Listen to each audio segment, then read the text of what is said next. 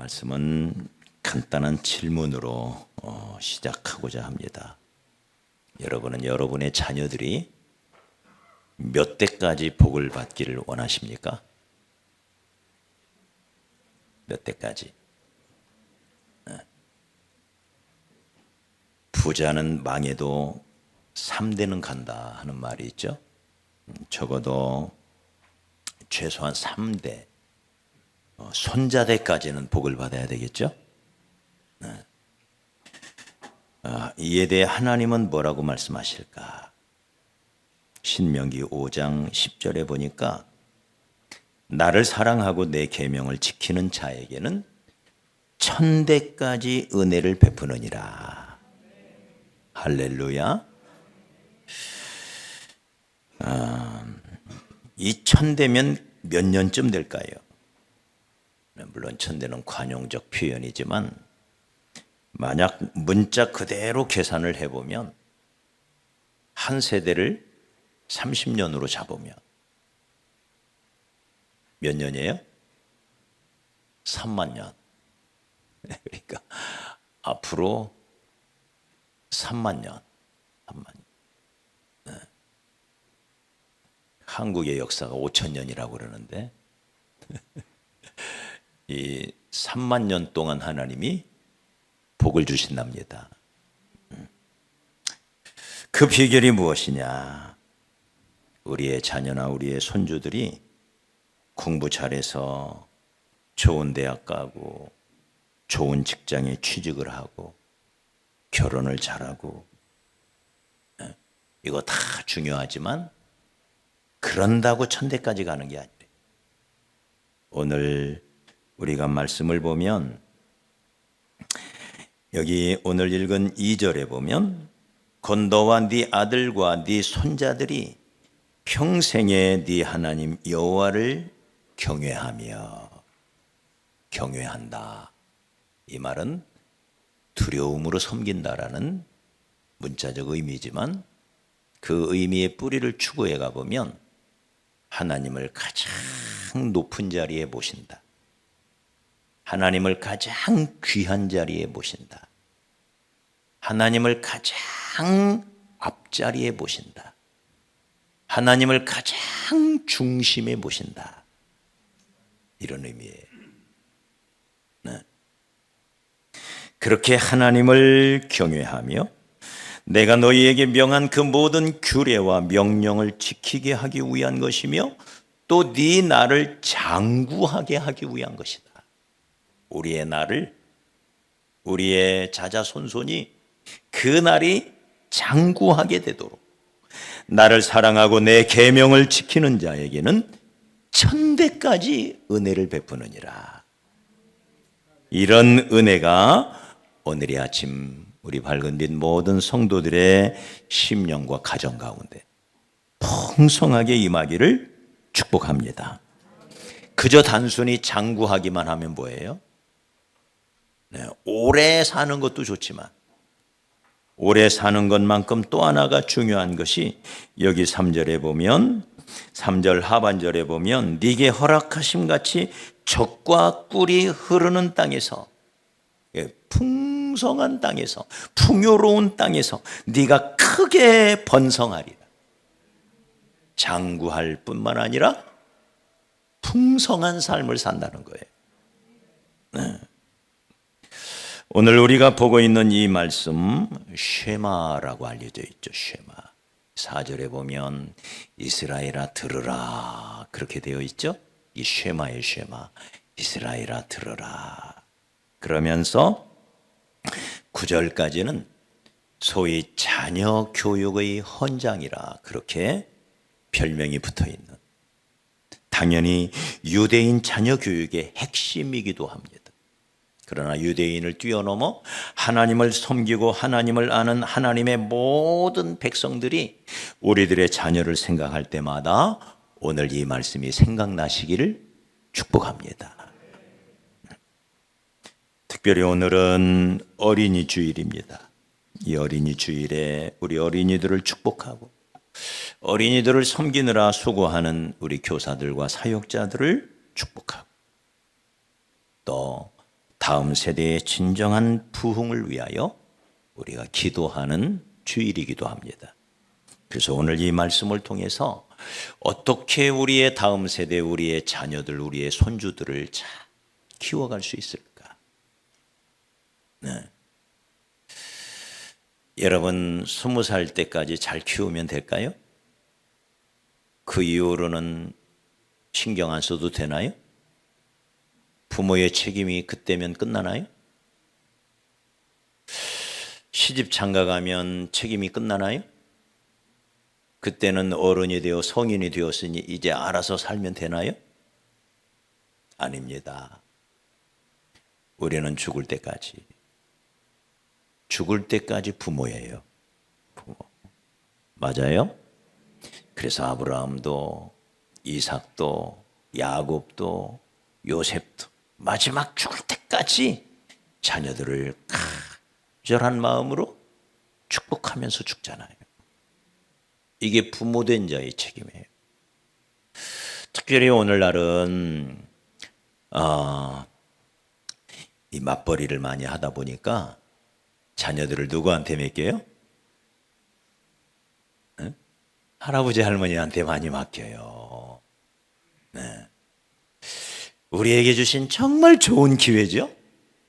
그 어린 손주들을 맡아서 그들에게 내가 내 평생에 주님을 섬긴 그 깊이 있는 신앙의 노하우로 그 손주들을 잘 키워낼 수 있다면 이게 얼마나 큰 축복입니까? 맞아요? 그래서 오늘 이 말씀을 우리 마음에 잘 새기고 우리의 어린 자녀들과 우리의 손주들을, 그리고 그 자녀들이 나이 들어 결혼하고 장가가고 그래서 손주들을 낳고 우리가 마지막 죽는 그 순간까지 우리의 자녀들을 어떻게 축복하며 어떻게 돌볼까? 가장 중요한 것은 하나님 중심의 교육을 해야 됩니다. 인간은 태어나서 내버려 두면 살 수가 없는 존재예요. 부모님의 돌봄이 필요하고 부모님을 통한 교육이 필요합니다. 그리고 많은 스승들을 만나, 선생들을 만나 교육을 받아야 됩니다. 그래서 사람은 12번 태어나야 비로소 인간이 된다는 말이 있어요. 12번 태어나야 돼요. 다시 말해 우리는 배워야 됩니다. 배우고 또 배우고 50대도 배우고 60, 70, 80 먹어도 배워야 돼요. 그래서 평생학습이라고 그래요. 평생학습. 배워야 인간다운 삶을 살 수가 있어요. 배우지 않으면 우리는 인간의 구실을 제대로 감당할 수가 없습니다. 정글북에 보면 실화를 바탕으로 한 이야기죠. 정글북. 한 아이가, 부모가 한 아이를 숲에서 잃어버렸어요. 아무리 찾아도 찾을 길이 없습니다. 이 버려진 이 아이를 늑대가 자기 젖을 먹여서 키웠어요. 그랬더니 이 아이가 늑대의 울음소리를 내고 그리고 늑대처럼 네 발로 걸어 다니고 그래서 늑대 소년이 된 거예요. 사람은 태어나서 내버려 두면 사람은 저절로 사람 구실을 할 수가 없어요. 끊임없이 배워야 됩니다. 할렐루야. 그런데 무엇을 어떻게 가르칠 것이냐? 교육열하면 지구상에서 대한민국의 부모들을 따라갈 나라가 없습니다. 초중고 이 다음 세대의 교육을 위하여 평균 1인당 한 자녀를 키우기 위하여 평균 한 달에 100만 원 정도가 든다고 그래요. 그러니 이 자녀 교육비 때문에 자녀를 못 낳는 시대가 됐어요. 저처럼 4명 낳아버리면 한 달에 400만 원 들어요. 어떻게 낳아요? 대책 없이 낳은 거죠. 대책 없이.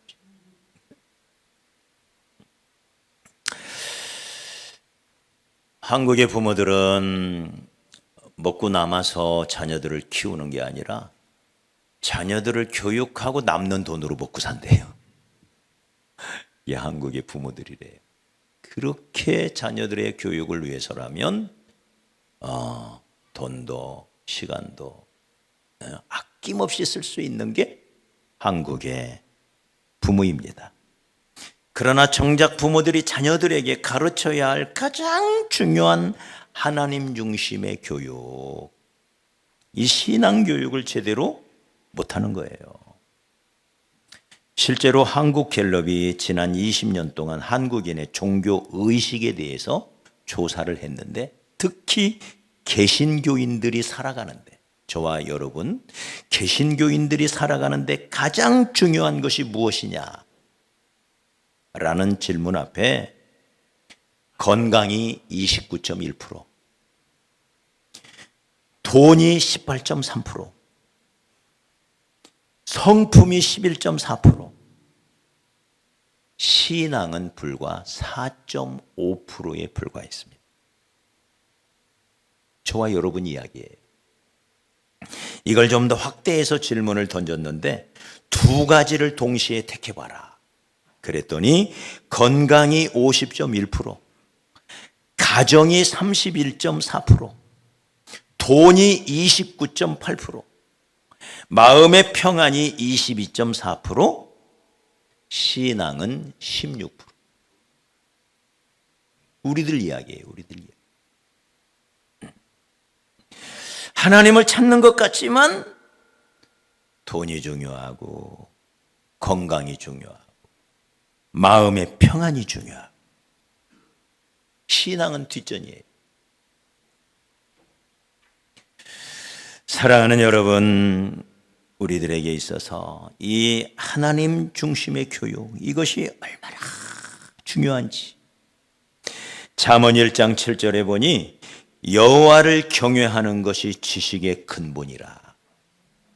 하나님을 섬기는 것이 모든 지식의 근본이라. 지식보다 더 중요한 것이 있다면 지혜일 거예요. 지혜. 잠언 9장 10절에 보니 여호와를 경외하는 것이 지혜의 근본이에요. 그러니까 모든 지식과 모든 지혜의 근본은 여호와를 경외하는 것으로부터 시작이 되더라. 이것이 바로 참된 교육인 것입니다. 이러한 하나님 중심의 교육에서 우리가 놓치지 말아야 할 것 한 세 가지를 꼽을 수가 있습니다. 하나님 중심의 교육에서 세 가지.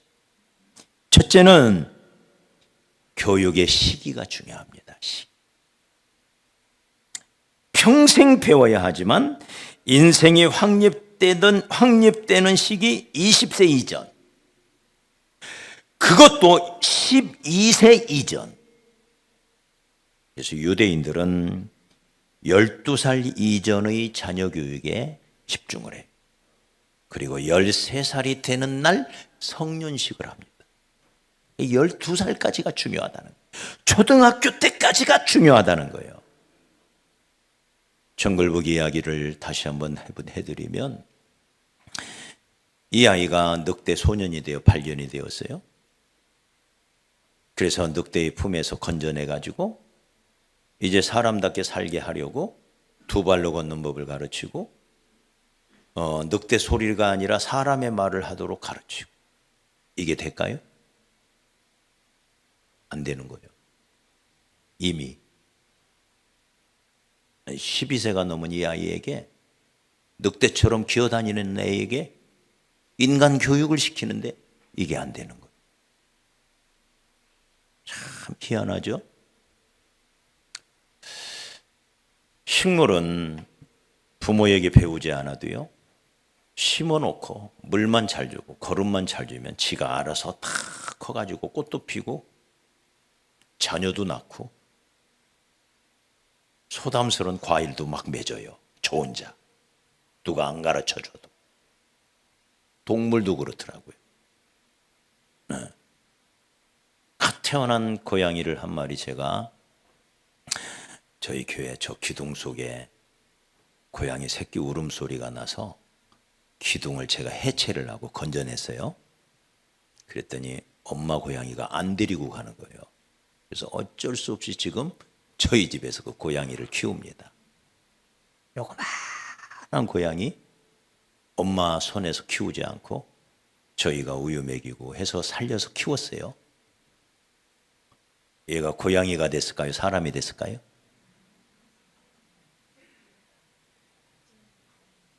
그대로 고양이 구실을 해요.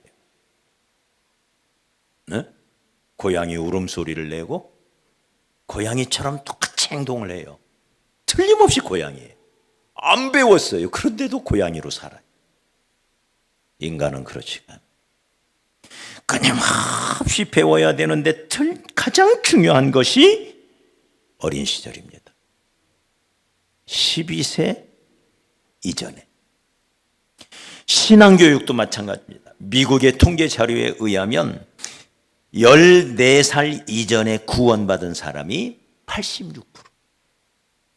그러니까 지금 미국에서 신앙생활하는 사람의 86%가 14세 이전에 구원을 받은. 그리고는 15세에서 30세까지가 10%. 30세 이상은 불과 4%에 불과하더라. 어른이 되어서 구원받는다는 게 미국에서 이렇게 어렵더라. 14세 이전에 구원을 받는 비율이 무려 86%나 되더라는 거죠. 그러니 우리가 이 어린아이 시기, 그래서 잠언 22장 6절에 보면 마땅히 행할 길을 아이에게 가르쳐라. 그리하면 늙어도 그것을 떠나지 아니하리라. 요게벳이라는 모세의 엄마가 젖될 때까지 키운 거예요. 자기 품에서. 근데 얼마나 잘 키웠는지. 그가 애굽의 왕궁이라고 하는 세상의 한복판 아니에요? 가장 화려한 곳. 그런데도 그는 자기의 정체성을 잃지 않아요. 그래서 요게벳이 대단한 거예요. 그 엄마가 그 어린아이를 어떻게 키웠으면 신앙의 정체성을 그대로 지키고 있을까? 여러분, 그래서 어렸을 때 어떻게 신앙생활을 하게 하느냐? 세계적인 부흥사였던 요나단 에드워즈는 8살 때 예수님을 구주로 영접합니다. 선한 목자라는 책으로 유명한 리차드 백스터 목사님도 6살 때 예수님을 영접해요. 예수님 내 마음에 오세요 하고 6살 때 고백을 했다는 거예요. 찬송가, 우리의 찬송가 가운데 아이작 와츠라고 하는 찬송가 작가가 아주 많은 찬송가를 남겼습니다. 이분은 9살 때 구원을 받아요. 매튜 헨리라는 주석으로 유명한 매튜 헨리라는 신학자는 마찬가지로 9살 때 구원을 받아요.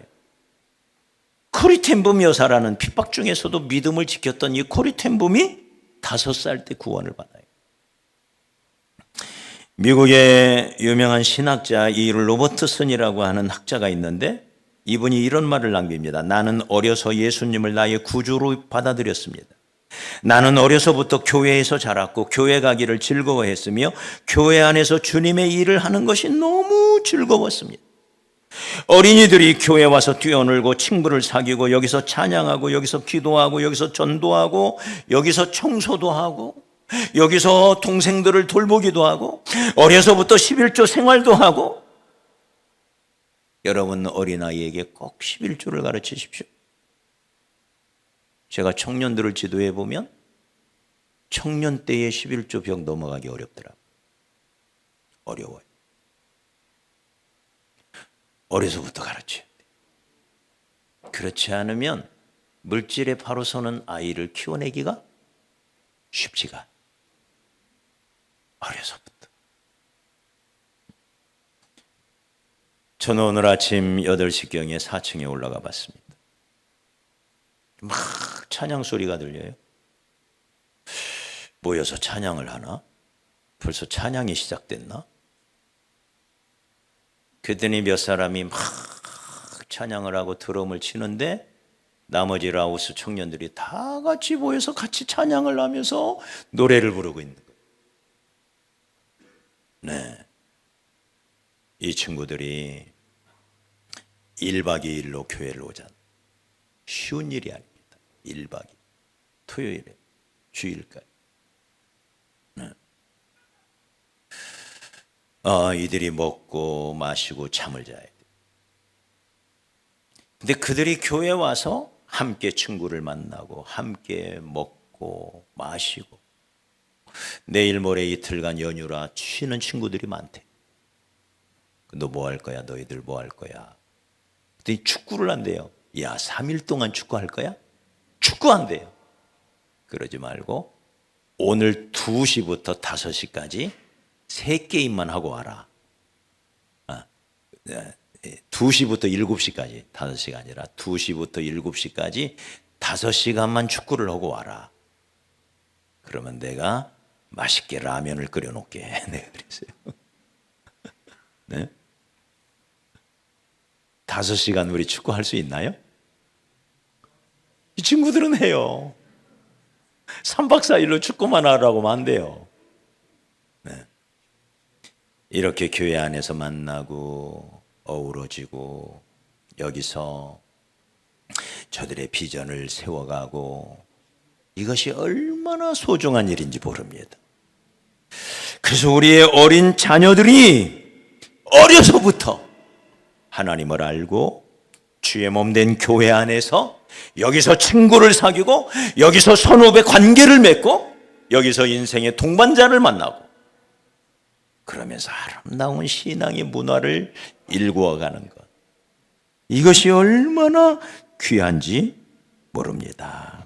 자녀가 어리다고 결코 방심하지 마십시오. 얼마나 빨리 크는지 모릅니다. 초등학교 5학년, 6학년만 돼도 벌써 어려워요. 저희 교회 6학년짜리 초등학교 학생들이 방방이 있으니까 타러 놀러 와요. 대여섯 명. 얼마나 어려운지 몰라요. 얼굴은 앳되고 얼굴은 예뻐 보이는데 벌써 공부는 완전히 포기한 애들이, 공부 공짜도 듣기 싫어해. 그리고는 친구들과 어울려 다니면서 그 입에서 수돗물처럼 콸콸콸콸 욕이 쏟아져 나와요. 어떻게 하죠? 우리 김성범 목사님이 어떻게든지 사람 만들어 보려고 애를 써도 어려워요. 최근에 소래초등학교 교장 선생님을 만나 같이 식사할 기회가 있었어요. 너무 어렵다는 거예요. 벌써 초등학생인데 교사가 쩔쩔매는, 교사가 두 손 들은 초등학생인데 교사가 어떻게 해볼 수 없는 애들이 학교에 많다는 거예요. 어떡하죠? 그래서 자녀 어리다고 방심하면 안 돼. 얼마나 빨리 크는지 몰라요. 금세 초등학교 들어간 것 같은데 3학년이 되고 금세 5학년, 6학년이 되고 중학생이 늦습니다. 그래서 어려서 사무엘을 보십시오. 첫 되자마자 성전으로 들어가서 거기서 자라고 어려서부터 엘리 제사장의 조수가 되어서 성전을 지키고 성전을 청소하고 그러다가 거기서 깜빡 졸다가 거기서 환상을 보면서 자라나자. 그 위대한 사무엘이 되는. 시기가 중요하다. 시기. 만약에 내게 다시 한번 기회를 줘서 내가 내 손주를 돌볼 수 있는 기회가 있다면, 어린 손주 얼마나 예뻐요? 할아버지 할머니들 보면 손주 참 너무 예쁘다고 그러더라고요. 얼마나 예뻐요? 예뻐만 하지 말고 이 손주에게 참 철미하게 신앙교육을 시키시기 바랍니다. 그게 누구죠? 룻의 어머니 나옴입니다. 룻의 어머니, 시어머니 나옴. 룻이 보아스를 만났어. 그리고는 아들을 낳죠. 그 아들이 시어머니 품에서 컸다고 그랬어요. 네. 그 나오미가 자기 손주를 잘 키워서 다윗의 할아버지로 키우는 거예요. 할렐루야, 할렐루야. 우리의 자녀들, 우리의 어린 손주들을 우리가 믿음 안에서 그냥 이쁘만 하지 말고, 이뻐 죽겠지요. 그보다 1000배 만배 중요한 것이 있다면 이들을 믿음 안에서 잘 키워내는 그런 저와 여러분이 되십시다. 교육의 시기가 중요할 뿐만 아니라 두 번째는 교육의 방향이 중요합니다. 방향. 교육의 양도 중요하지만 양보다 훨씬 더 중요한 것이 있다면 교육의 목적, 교육의 비전, 교육의 방향이에요. 밤에 운전을 할 때 가끔 방향 감각이 뒤바뀌는 경우가 있죠. 오른쪽이 서울인데 왼쪽이 서울인 것처럼 느껴지는 거예요. 그때 만일 잘못된 방향으로 운전을 한다면 운전을 오래 하면 오래 할수록, 운전을 빨리 하면 빨리 할수록 점점 서울에서 벌어지는 거예요. 방향을 잘못 잡았기 때문에. 그러나 방향을 제대로만 잡으면 좀 느리게 가도 언젠가는 그 합당한 목적지에 도달할 수가 있어요. 그래서 그 유명한 말이 있는 거예요. 따라합시다. 속도보다 방향이 중요하다. 네. 방금 전 언급한 것처럼 한국 부모처럼 교육에 대하여 열정적인 나라가 없어요. 그런데 무엇을 위한 교육이냐는 거예요. 무엇을 위한 교육. 네. 잘못된 방향으로 가버리면 나중에는 돌이킬 수가 없어요. 그래서 우리들의 신앙 교육에서, 우리들의 자녀 교육에서 세 가지 중심을 늘 기억하십시다. 다시 한번. 첫째는 하나님 중심. 따라합시다. 하나님 중심. 하나님 중심. 너희가 나를 떠나서는 아무것도 할 수 없습니다. 하나님 중심의 교육. 두 번째는 성경 중심의 교육입니다. 성경을 가르쳐야 돼요. 자녀들이 큐티를 하고 있는지 살펴봐요. 하루에 단 한 장이라도 성경을 읽으면서 내가 오늘 또 이 말씀대로 살아야지. 이게 하나님과 동행하는 거요. 그리고 이 말씀대로 살기 위하여 단 1분이라도 기도하면서. 할렐루야. 이게 신앙생활인 거예요. 주일날 한번 예배 드리는 거, 이거 가지고는 안 돼요. 이건 신앙생활이 아니에요. 그건 종교생활은 될 수 있을지는 몰라도 진정한 신앙생활은 될 수가 없어요. 날마다 하나님과 동행하는 삶을 살기 위하여 하나님이신 말씀을 펴서 읽으며 그 말씀을 가지고 기도하며 오늘 또 이 말씀대로 살아야지 결심하며 그 말씀대로 꼭 살지 못한다 할지라도 이 말씀을 내 삶의 중심으로 삼고 이 말씀을 내 삶의 지침으로 삼고. 할렐루야. 그래서 내 자녀의 삶의 큐티가 있는 살펴보고. 세 번째는 교회 중심의 교육입니다. 교회 안에서 자라도. 교회는, 칼빈은 말하기를 교회는 성도의 어머니라 그랬어요. 성도의 어머니라. 네. 어린아이는 태어나 자기 혼자 살 수가 없어요. 엄마의 품이 절대적입니다. 어린 신앙인은 자기 혼자 신앙생활을 할 수가 없어요. 그래서 교회라는 엄마를 하나님이 붙여주셨대요. 할렐루야. 그래서 교회라는 엄마의 품에서 이 아이들이 자라날 때 교회 안에서 좋은 스승을 만나고 교회 안에서 좋은 친구를 만나고. 네. 그래서 교회 생활이 얼마나 즐거운지, 교회 생활이 얼마나 보람된지, 가치 있는 것인지를 깨달아가면서 교회 중심의 교육을 시키시기를 주의 이름으로 축복합니다. 첫째는 시기가 중요합니다. 두 번째는 방향이 중요합니다. 세 번째는 우리가 꼭 기억해야 할 절대 원칙이 있습니다. 원칙. 교육의 절대 원칙, 그 중에 딱 두 가지만 잠시 나누려고 그래요. 첫째는 자녀가 불신앙의 길로 가려고 할 때 그냥 내버려 두지 마십시오. 불신앙의 길로 가려고 할 때, 어려서 엄마와 함께 열심히 신앙생활을 하다 보면 조금 나이가 들고 또 사춘기가 시작이 되면 조금 삐딱선을 탈 수가 있어요. 네? 교회를 자꾸 멀리 하려고 그래요. 그리고 자꾸 다른 친구들을 만나려고, 여행 간다고 그래요. 이때 어떻게 하느냐?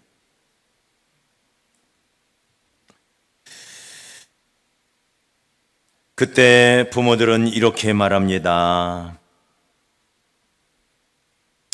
억지로 안 돼. 나는 억지로는 시키지 않아. 싫다는데 억지로 시키면 부작용이 나올 수 있다, 그 얘기죠. 이해가 되죠? 그런 엄마의 말이 이해가 안 되는 게 아니에요. 잘못하면 부작용이 일어나가지고 더 교회를 멀리할 수가 있다, 이럴 수가 있다는. 그래서 나는 억지로는 시키지 않아. 그러나 여러분, 그렇다고 내버려둬요? 그래, 그러면 네 알아서 해. 엄마, 내가 알아서 할게. 알아서 할까요? 잠언 29장 15절에 자식을 임의로 하게 버려두면, 임의로 자기 하고 싶은 대로 하게 내버려두면 그 자식은 어미를 욕되게 하느니라. 잠언 22장 15절에 보면 아이의 마음에는 미련한 것이 얽혔어. 이게 아이예요. 그들 마음에는 미련한 것이 얽혀 있는 거예요. 그렇기 때문에 그걸 내버려 두면 안 돼요. 그렇다고 억압으로, 폭압으로, 폭력으로 되는 것도 아니잖아요. 그때 기도가 필요하고 지혜가 필요하고 무엇보다도 치열한 영적 전투가 필요해요. 그때. 그래서 그걸 이겨내야 돼요. 그때를 잘 이겨내지 않으면 잘못하면 자식을 놓칠 수 있어요. 네? 그래서 수십 년, 아니 평생 가슴에 한이 될 수가 있어요. 자식을 놓친. 엘리 제사장을 보십시오. 홈리와 비느하스라는 두 아들이 있었습니다. 장차 아버지를 이어 제사장의 직분을 감당해야 할 자들이었지만 아버지가 그들의 잘못된 행동을 교정해 주지 않았어요. 그냥 내버려 뒀어요. 어떻게 보면 수수방관했어요. 그리고는 아주 미온적으로 그들에게 잘못된 이야기가 들릴 때마다 타일러요. 결국 부모가 훈계의 기회를 놓쳤을 때 훗날 이 자식은 부모에게 큰 올무가 됩니다. 그 가정의 올무가 돼요. 가정의 올무만 된 게 아니에요. 이 두 아들로 인하여 블레셋에게 법궤를 빼앗기고 심지어 이가봇, 하나님의 영광이 이스라엘에게서 떠나고 에벤에셀의 은혜가 임할 때까지 무려 17년이 걸려요. 17년 동안 블레셋의 지배하에 온갖 고초를 이스라엘이 겪게 돼요. 한 날 아버지도 죽고 두 아들 홈리와 비느하스도 죽임을 당하고 쫄딱 망하고. 그래서 사랑하는 여러분, 이 말씀이 우리에게 경종이 되고 이 말씀이 저와 여러분의 삶에 지침이 돼가지고 우리의 어린 자녀들이 자라면서 조금 잘못 생각할 수가 있어요. 삐딱선을 탈 수가 있어요. 이때 어떻게 할 거냐? 임의로 두면 안 돼. 기도하면서 온갖 지혜를 하나님께 구하여서 하나님 중심의 원칙을 자녀에게 가르쳐주고 충분히 타의르기도 하면서 동시에 부모가 모범을 보여주기도 하면서 때로는 단호하게 아이들을 지켜줘야 됩니다. 부모가 아니면 누가 지켜줍니까? 지켜야 됩니다. 그냥 내버려 뒀을 때 불량자가 돼요. 그 아들들 때문에 패가 망신하고 온 이스라엘에 엄청난 재앙이 찾아와요. 그래서 우리가 우리의 어린 자녀들 신앙 안에서 이 원칙, 불신앙의 길로 가려 할 때, 그때 영적 싸움을 잘 해내시기를 주의 이름으로 축복합니다. 두 번째는 나쁜 친구들과 어울리는 것을 묵인하지 말아야 됩니다. 흔히 친구를 보면 그 사람을 알 수 있다고 그러지요. 그래서 철을 날카롭게 하는 것 같이 사람이 그 친구의 얼굴을 빛나게 하는 겁니다. 성 어거스틴이라고 하는 위대한 하나님의 사람도 30세가 넘도록 오랜 기간 방탕 생활을 해요. 나쁜 친구를 끊어내지 못했기 때문에 그래요. 결국 그 친구들을 끊어버린 후에야 하나님께로 돌아와서 기독교 2000년 역사상 가장 위대한 신학자가 되는 거예요. 잠언 23장 20절에 술을 즐겨하는 자들과 고기를 탐하는 자들과 더불어 사귀지 말아라. 방탕한 생활을 하는 친구를 사귀지 말라. 고린도전서 15장 33절에 속지 말라. 악한 동무들은 선한 행실을 더럽히나니. 친구 잘못 새기면 우리의 행실이 더러워진다는. 그래서 친구가, 내 딸의 친구가, 내 아들의 친구가 어떤 친구인가, 이걸 참 살펴보고 좋은 믿음의 친구들을 만나도록 인도해주고, 그런 우정을 격려해주고, 그런 친구들이 있으면 초대해서 부모들도 더 그 우정을 북돋아주고. 친구 하나 잘못 만나면 순식간에 삐딱선을 타요. 친구를 잘 만나게 하는 것, 이것이 교육에 있어서 얼마나 중요한 원칙인지 우리가 꼭 기억해야 하겠습니다. 이제 오늘 말씀 우리 마음에 다시 한번 새기죠. 하나님 중심의 교육을 해라. 하나님 중심의 교육에 있어서 중요한 세 가지 지침이 있어요. 시기가 중요하다. 빠를수록 좋다. 늦으면 늦을수록 손해다. 시기가 중요하다. 너무 빨리 자라는 아이들은 순식간에 자라나요. 금세 초등학교 고학년이 되고 중학교를. 빠를수록 어린아이 시절을 놓치지 말아야 돼요. 두 번째는 속도보다 방향이 중요합니다. 하나님 중심, 성경 중심, 교회 중심이라는 이 원칙을 잘 세워서 우리의 어린 자녀들이 이 원칙 안에서 어려서부터 자라도록 지도해야 하겠습니다. 세 번째는 원칙 중에서도 부정적인 원칙 두 가지를 말씀드렸죠. 첫째는 이 아이들이 삐딱선을 탈 때, 그때 방치하지 말아라. 나는 억지로 시키지는 않는다. 이 말 좋은 것 같지만 이 말이 엘리의 두 아들이 태어나는, 두 아들이 자라나는 환경이 되고 말았어요. 영적 전투가 필요해요. 지혜롭게. 무엇보다도 마지막 지침, 좋은 친구들을 사귀도록, 믿음 안에서 좋은 친구들을 사귀도록 우리가 안내해 주는 그런 우리 부모된 자들 되었으면 좋겠습니다. 그러나 무엇보다도 가장 중요한 건 하나님께 맡기는 것입니다. 자녀를 돌보는 은총은 하나님이 또 주셔야 돼요.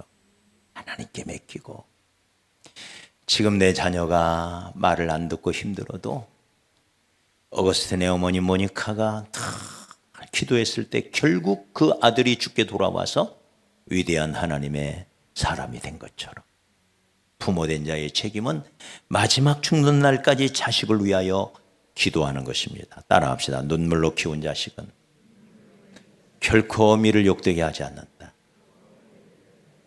할렐루야. 눈물로 기도하는 모니카를 보면서 아들 어거스틴이 방황하는 그 모습 앞에 늘 눈물로 기도하는 그 어거스틴의 어머니 모니카를 보면서 암브로스 감독이 이 모니카에게 해줬던 이야기예요. 눈물로 키운 자식은 절대 엄마를 욕되게 하지 않는다. 이 믿음으로 부모된 자의 책임을 눈물의 기도로 우리가 기도하며 우리의 자녀들을 키운다면 우리 하나님께서 우리의 자녀들을 지켜주시고 믿음의 길로 하나님께는 영광이요 온 세상을 유익하게 하는 아름다운 행복의 길로 우리의 자녀들이 가게 될 줄 믿습니다.